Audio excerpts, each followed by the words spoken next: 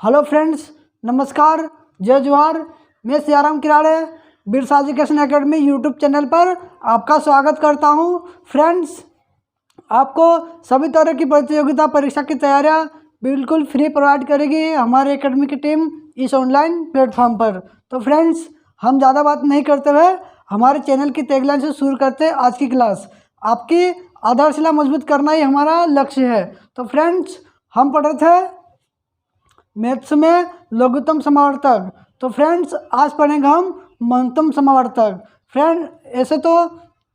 Friends आपने ऐसे तो बहुत पढ़ा होगा और पिछली कक्षाओं में भी आपने पढ़ा होगा कि किस तरह से एलसीएम निकालते हैं, लेकिन मैं आज आपको बेसिक और ट्रिक दोनों मेथड इस क्लास में समझाने की कोशिश करूंगा, ताकि आपको बेसिक और ट्रिक की अलग अलग क्लास नहीं देखना पड़े। तो फ्रेंड्स, तो आगे बढ़ते हैं। हम एचसीएफ किसे कहते हैं, यानी कि महत्तम समावर्तक किसे कहते हैं?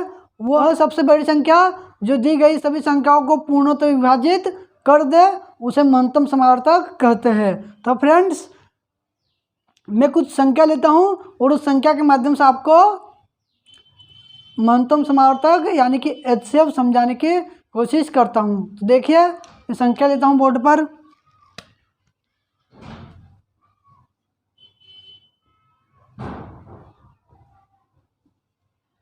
फ्रेंड्स, ये मैंने संख्या ली, तो इन संख्या का हम क्या निकालेंगे? HCF यानी कि महत्तम समावर्तक। फ्रेंड्स, हम महत्तम समावर्तक को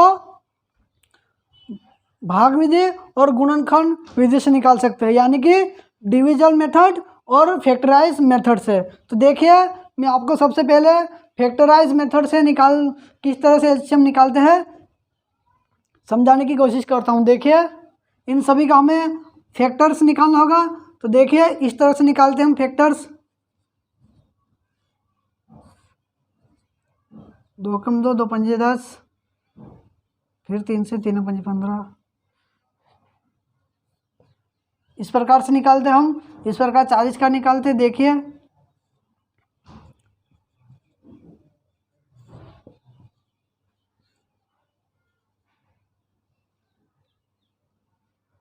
दो पंजे 10, 5 एकम 5। इस प्रकार आगे 60 का।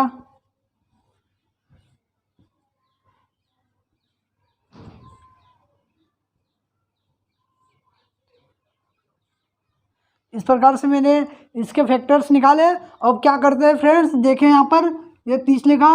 30 के कितने फैक्टर्स हैं हमारे पास? ये यहाँ पर क्या है? 2 गुणित 3 गुणित 5। इसी प्रकार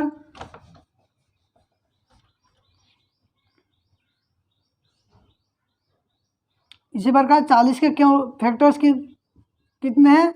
देखिए फ्रेंड्स, ये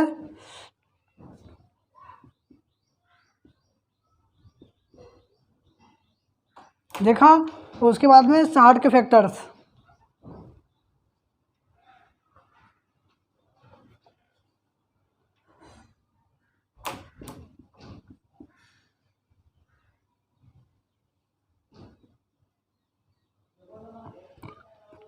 इस प्रकार से मैंने फैक्टर्स लिखा। अब क्या करेंगे फ्रेंड्स, देखिए यहाँ पर कौन कौन सी संख्या कॉमन आ रही है। देखिए, यहाँ पर ये 2 इन तीनों में कॉमन है, मतलब इस 2 का इन संख्या में पूरा पूरा भाग चला जाएगा। तो देखिए आगे, और ये 3 है, तो 3 यहाँ पर है, 3 इस संख्या में नहीं है, तो 3 को नहीं लेंगे। इसी प्रकार आगे चलिए, देखते हैं यहाँ पर 5 है, तो 5 यहाँ सभी में है, तो 5 को ले लेंगे। इस प्रकार यहाँ पर 2 है, लेकिन ऊपर 2 नहीं है, तो इन संख्या को नहीं लेंगे। तो फ्रेंड्स, इन संख्या में कौन कौन से फैक्टर्स कॉमन आ रहे हैं?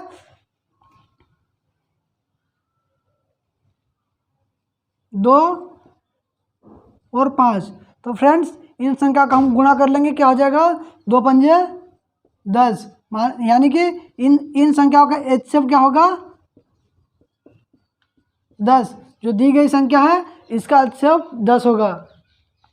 तो फ्रेंड्स, इस प्रकार से हम फैक्टराइज मेथड से संख्याओं का एचसीएफ निकाल सकते हैं। तो फ्रेंड्स, चलिए अब आगे देखते हैं हम दूसरी विधि भाग विधि यानी कि डिविजन मेथड। तो देखिए बोर्ड पर, इसको मैं मिटा देता हूँ थोड़ा सा। और फ्रेंड्स, क्लास अच्छी लगे तो वीडियो को लाइक करें और चैनल पर नए हो तो चैनल को सब्सक्राइब करें, साथ ही दोस्तों को शेयर करना ना भूलें। तो देखिए फ्रेंड्स, आगे देखते हैं हम भाग विधि। भाग विधि में हम क्या करेंगे, ये दो संख्याओं का दो संख्याओं को लेकर भाग देंगे। तो देखिए दो संख्या लेते हैं हम 30 और 40। 30 का भाग हम 40 में देंगे। देखिए 30 एकम 30, एक बार जाएगा भाग, शेषफल कितना 10 बचा। और यहाँ पर भाग विधि में हम भाग तब तक देंगे जब तक हमें शेषफल 0 नहीं प्राप्त हो जाता। तो देखिए यहाँ पर शेषफल 10 बचा, तो इस 10 का भाग हम इस 30 में देंगे और तब तक देंगे जब तक हमें शेषफल 0 प्राप्त नहीं हो जाता। तो देखिए 10 3 30, 10 का पूरा भाग चला गया यहाँ पर। अब क्या करेंगे, इस 10 का भाग 60 में देंगे। 10 का भाग 60 में 6 बार में पूरा चला जाएगा, तो हमें शेषफल क्या मिला 0। तो फ्रेंड्स, इस प्रकार हम भाग विधि से संख्याओं का एचसीएफ निकालते हैं।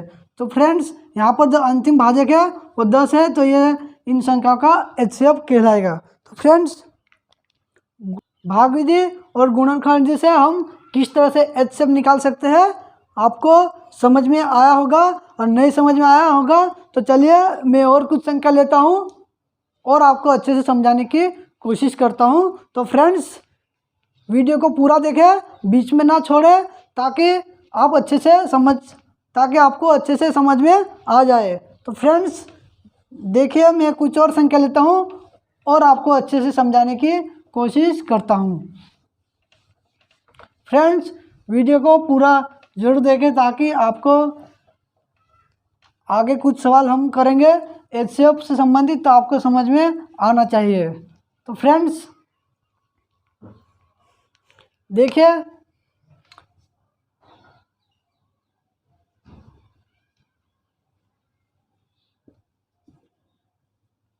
फ्रेंड्स ये मैंने संख्या ली और इन संख्याओं का हम क्या निकालेंगे, एचसीएफ यानी कि हाईएस्ट कॉमन फैक्टर्स। फ्रेंड्स यहाँ पर देखना, अगर हम फैक्टराइज मेथड से निकालते हैं तो इन सभी का हमें अलग अलग फैक्टर्स निकालने होंगे और उसके बाद में कौन कौन से फैक्टर्स कॉमन आ रहे हैं उन्हें निकालना होगा, तो थोड़ा समय लगता है। लेकिन अगर हम भाग विधि से निकालते हैं तो कितना जल्दी निकाल लेते हैं। देखिए यहाँ पर हम दो संख्या को लेंगे, दो छोटी छोटी संख्या उनको पहले लेते हैं। तो देखिए दो संख्या है यहाँ पर 72 और 63। तो देखिए 72 में हम 63 का भाग देंगे। तो फ्रेंड्स देखिए कि 63 कम 63 घटाएंगे तो शेष क्या बचा 9। अब इस 9 का भाग हम 63 में देंगे, 9 7 63। यहाँ पर शेषफल हमें 0 मिल गया। तो फ्रेंड्स अब क्या करेंगे, इस 9 का भाग जो बची संख्या उसमें देंगे। कौन सी संख्या 108 बची है, 108 में हम 9 का भाग देंगे। 9 एकम 9 घटाएंगे कितना बचा 1, ऊपर से उतारा 8, 9 दूनी 18, यानी कि यहाँ पर हमें शेषफल 0 मिल गया है। तो फ्रेंड्स इन संख्याओं का एचसीएफ क्या होगा हमारे पास 9। इस प्रकार से हम भाग विधि से एचसीएफ कुछ ही समय में निकाल सकते हैं। तो फ्रेंड्स मैं उम्मीद करता हूँ कि आपको समझ में आया होगा कि हम भाग विधि से किस तरह से एचसीएफ निकाल सकते हैं, यानी कि महत्तम समावर्तक। तो फ्रेंड्स अगर हम फैक्टराइज मेथड से निकालते हैं तो इन सभी संख्या को अलग अलग फैक्टर्स निकालना होता है। उसके बाद में हम इन संख्याओं का कॉमन फैक्टर निकालते हैं और उनका गुणा करते हैं, और उसके बाद में हमें पता चलता है कि इसका एचसीएफ क्या होगा। लेकिन भाग विधि से हम दो संख्याओं को लेते हैं और उसका बहुत जल्दी कुछ ही समय में एचसीएफ निकाल लेते हैं। तो देखिए अगर आपको कम समझ में आया होगा तो चलिए कुछ और बड़ी संख्या लेता हूँ और आपको अच्छे से समझाने की कोशिश करता हूँ कि हम भाग विधि से कितनी जल्दी और निकाल लेते हैं, कितनी जल्दी HCF निकाल सकते हैं। तो देखिए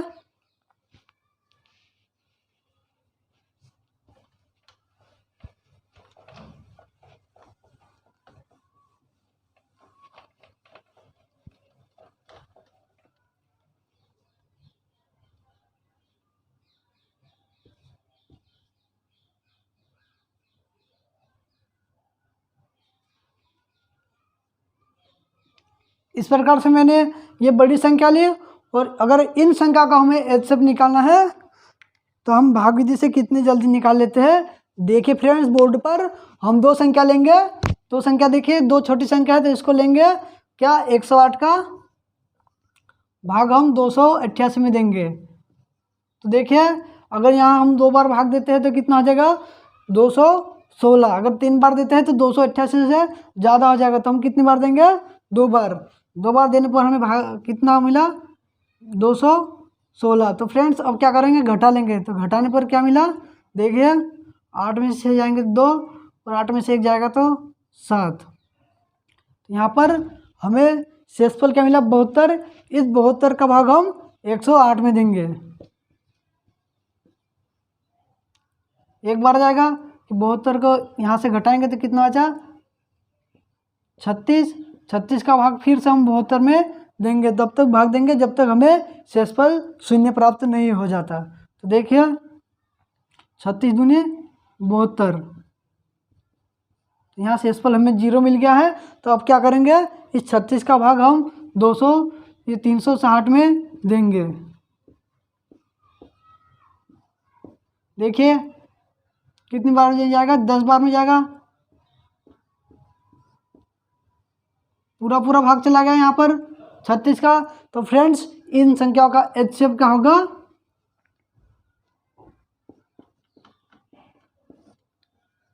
36।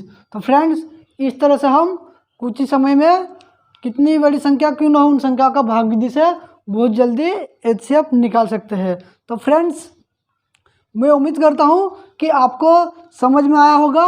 तो चलिए इसके बाद मैं आपको अभाज्य संख्या यानी कि प्राइम नंबर्स का HCF कैसे निकालते हैं समझाने की कोशिश करता हूँ। इससे पहले अगर आप चैनल पर नए हो तो चैनल को सब्सक्राइब करें, और हमारा पढ़ाना अच्छा लगे तो चैनल को तो वीडियो को लाइक करें।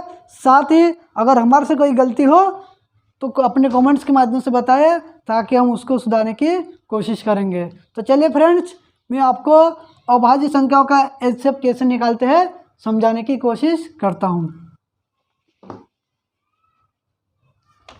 अभाज्य संख्या यानी कि वह संख्या जिसमें स्वयं का और एक का भाग जाता है उसे अभाज्य संख्या कहते हैं, यानी कि प्राइम नंबर्स। तो फ्रेंड्स देखिए बोर्ड पर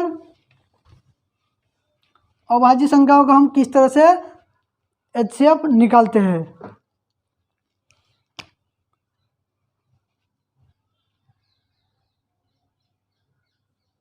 7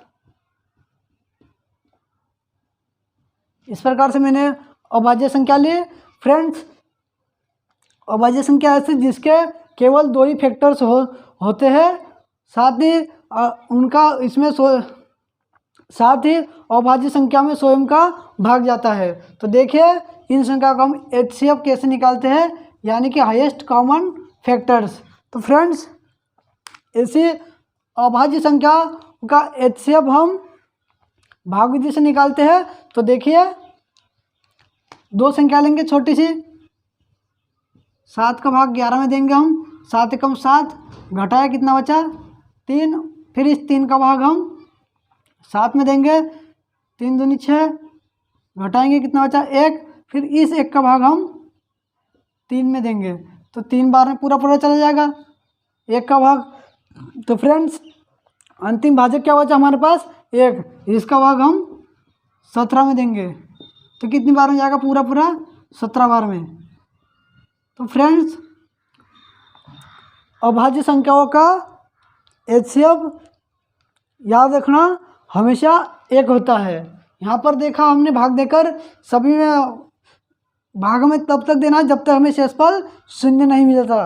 अगर शेषफल 0 मिलता है तो जो अंतिम भाजक है वो हमारा HCF होता है। तो देखिए अंतिम भाजक 1 था, यहाँ पर भी 1 का पूरा भाग चला गया, तो यहाँ पर इन अभाज्य संख्याओं का HCF क्या होगा? 1। तो फ्रेंड्स कोई सी भी संख्या अभाज्य हो उसका HCF क्या होगा? सदैव 1 होगा।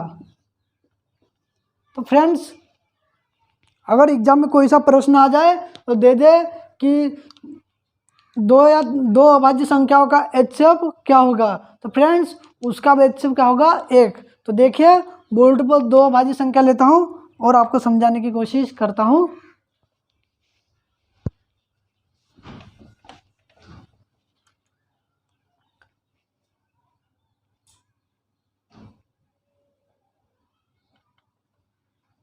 तेरह और 19 लिया, ये भी अभाज्य संख्या है।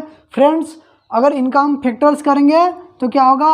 एक तो 1 का भाग जाएगा और दूसरा 13 का भाग जाएगा इसमें स्वयं का। उसके साथ ही देखिए 19 में भी 1 का भाग जाएगा और 19 का भाग जाएगा, मतलब स्वयं का और 1 का ही भाग जाएगा। तो ये संख्या कैसी है? अभाज्य संख्या है। तो इन संख्या में क्या करेंगे हम? तो इन संख्याओं का हम HCF निकालते हैं। तो देखिए फ्रेंड्स HCF निकालने के लिए क्या करेंगे? हम भाग देंगे इस तरह से। देखिए 13 है, 13 में हम 19 में भाग देंगे तो 13 कम 13। अब घटाओ यहाँ से, कितना बचा? 6। अब इस 6 का भाग हम 13 में देंगे तो 6 दूनी 12, बचा कितना? 1। घटाने पर फिर इस 6 में 1 का भाग देंगे, कितनी बार में जाएगा? 6 भाग में। तो फ्रेंड्स इस प्रकार से अंतिम भाजक हमें क्या मिला? 1, जहाँ पर शेषफल 0 बचा। तो फ्रेंड्स 2 अभाज्य संख्या हो या 3 अभाज्य संख्या हो या कितनी भी अभाज्य संख्याओं का अगर HCF निकालना हो तो उसका HCF सदैव 1 आएगा।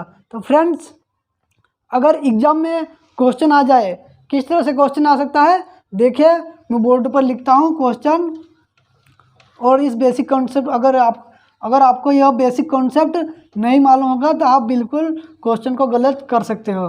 तो देखिए एग्जाम में किस तरह से प्रश्न आ सकता है।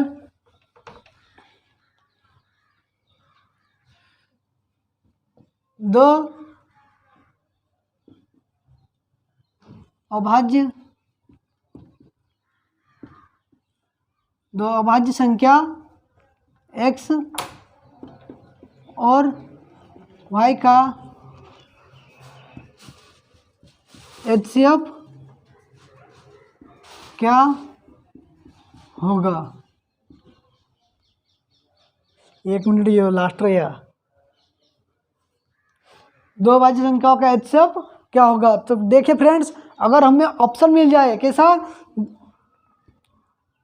x, ऑप्शन A x और ऑप्शन B y और ऑप्शन C x y और ऑप्शन D, इनमें से कोई नहीं। तो फ्रेंड्स इस तरह से हमें एग्जाम में प्रश्न आ जाएगा और पूछ लेगा क्या? HCF क्या होगा? तो फ्रेंड्स अगर हमें बेसिक कॉन्सेप्ट मालूम होगा तो हम इसका HCF बता देंगे, लेकिन अगर हमें बेसिक कॉन्सेप्ट मालूम नहीं है तो हम इस क्वेश्चन का आंसर गलत कर सकते हैं। तो देखिए फ्रेंड्स 2 अभाज्य संख्याओं का HCF क्या होता है? 1 होता है। तो यहाँ पर 1 है क्या? ऑप्शन ए में x, इन सभी ऑप्शन में 1 नहीं है। तो फ्रेंड ऑप्शन नंबर सही कौन सा होगा? ऑप्शन नंबर डी, इनमें से कोई नहीं। तो इस प्रकार से क्वेश्चन आए तो हम गलत नहीं कर पाए, इसलिए बेसिक को पढ़ना बहुत ज़रूरी है। तो फ्रेंड्स इसी के साथ आज की क्लास बस यहीं तक, और मैं उम्मीद करता हूँ कि आपको HCF किस तरह से निकालते हैं समझ में आया होगा। तो चलिए एक छोटी सी लाइन के साथ आज की क्लास समाप्त करते हैं। तो निःशुल्क शिक्षा को ज़रूरतमंद लोगों तक पहुंचाने के लिए हमारे चैनल को सब्सक्राइब करें, शेयर करें। धन्यवाद।